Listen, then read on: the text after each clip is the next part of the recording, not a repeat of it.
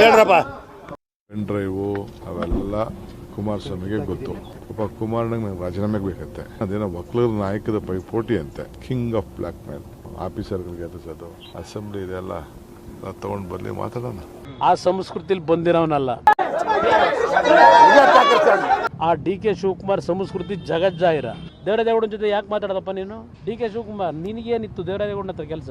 5 ಜನ ಹೆಣ್ಮಕ್ಳನ್ನ ಕರ್ಕೊಂಡೋಗಿ ಎಲ್ಲಿ ಇಡಬೇಕು ಇಟ್ಕೊಂಡಿದೀವಿ ಅಂತ ಹೇಳಿದೀಯಲ್ಲ ಕ್ಯಾಸೆಟ್ಟಲ್ಲಿ. ನಿಮ್ಮ ಮುಖ್ಯಮಂತ್ರಿಗೆ ಏನಾದ್ರು ಮಾನ ಮರ್ಯಾದೆ ಇದ್ರೆ ಈ ಸರ್ಕಾರಕ್ಕೆ, ಹೋಮ್ ಮಿನಿಸ್ಟರ್ ನೆನೆ ಹೇಳಿಕೆ ಕೊಟ್ಟವರಲ್ಲ, ಅವ್ರಿಗೆ ಏನಾದ್ರು ಸ್ವಲ್ಪ ಗಟ್ಟಿ ಮೂಳೆ ಇದ್ರೆ ಧೈರ್ಯವಾಗಿ ಎದುರ್ಸಕ್ಕೆ ಹೇಳಿ. ಡಿ.ಕೆ. ಕೇಳಿದ್ರೆ ಕುಮಾರಸ್ವಾಮಿನೇ ಅದೇನೋ ಡೈರೆಕ್ಷನ್ನು ಇದು ಆ್ಯಕ್ಟಿಂಗು ಪ್ರೊಡ್ಯೂಸರು ಅಂತ. ಅಶೋಕ್ ಕೇಳಿದ್ರೆ ಡಿ.ಕೆ.ನೇ ಇದ್ರದ್ದು ಆ್ಯಕ್ಟರು ಪ್ರೊಡ್ಯೂಸರು ಡೈರೆಕ್ಟ್ರು ಅಂತ. ನೀವು ಅವ್ರ ಮೇಲೆ ಹೇಳ್ಕೊಳ್ಳಿ, ನೀವು ಅವ್ರ ಮೇಲೆ ಹೇಳ್ಕೊಳ್ಳಿ. ನಿಮ್ಮ ಇಷ್ಟ, ನಮಗೆ ಗೊತ್ತಿಲ್ಲ.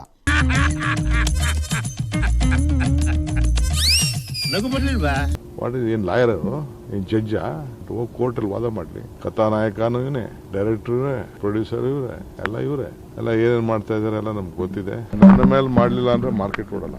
ನನ್ನ ಹೆಸರು ಹೇಳಿಲ್ಲ ಅಂದ್ರೆ ನೀವು ತೋರಿಸಲ್ಲ. ನನ್ನ ಹೆಸರು ಇಲ್ಲದೆ ಪಾಪ ನಿದ್ರೆನೇ ಬರಲ್ಲ ರೀ. ಗೈನಿಂಗ್ ಪಾಯಿಂಟ್ಸ್ ಅಷ್ಟೇ, ಅವರ ಅನುಕೂಲಕ್ಕೆ ಅಷ್ಟೇ. ಅವರೇ ಪ್ರೊಡ್ಯೂಸರ್, ಅವರೇ ಇದು. ಏನು ಡಿ.ಕೆ. ಗೊತ್ತಿತ್ತಾ?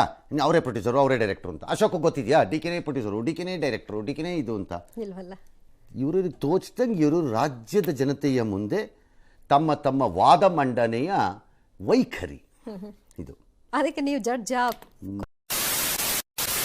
ಪ್ರಜ್ವಲ್ ರೇವಣ್ಣ ಅವರು ಅವರನ್ನ ವಾಪಸ್ ಕರ್ಕೊಂಡು ಬರಬೇಕು ಅಂತ ಹೇಳಿ CBIನವರು ಬ್ಲೂ ಕಾರ್ನರ್ ನೋಟಿಸ್ ಅನ್ನ ಇಶ್ಯೂ ಮಾಡಿದ್ದಾರೆ. ಈಗಾಗಲೇ 190 ದೇಶಗಳಲ್ಲಿ ನೋಟಿಸ್ ಹೋಗಿರುವಂತದ್ದು.